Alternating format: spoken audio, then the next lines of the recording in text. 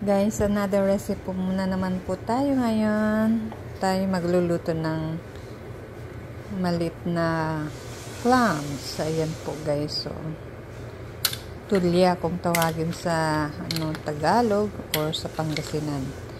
Ayan, boil na tayo ng water with luya po.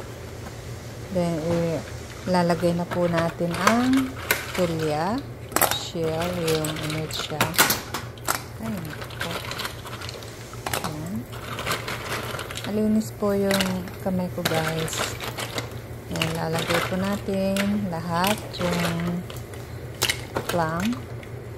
Ayan po guys. Ayan.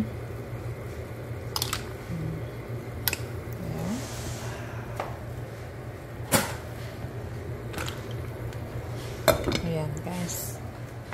Hintayin po natin na kumulo. Then, lagyan po natin ng asin. Ayan, balikan na po natin. Ayan.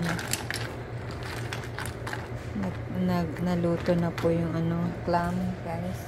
Lagyan na po natin siya ng salt. Ayan. That's it. Ito yung pinaka madaling lutuin na clams. Meron siyang, ayan, okay, so, sarap. Tapos, sarap.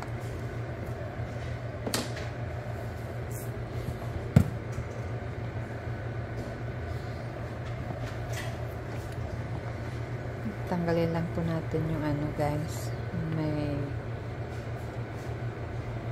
black, like a little rug on top of the table.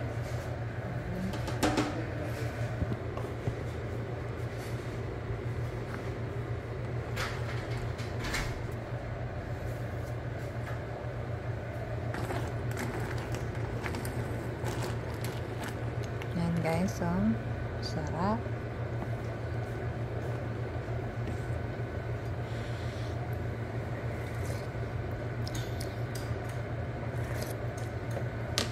Po natin ng konting asin kasi bland pa siya. Ayan.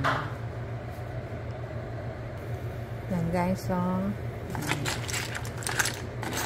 ito na po siya guys. Ayan. Thank you guys for watching. Please subscribe my channel, Lani Thompson TV. Thank you for watching. Bye. God bless.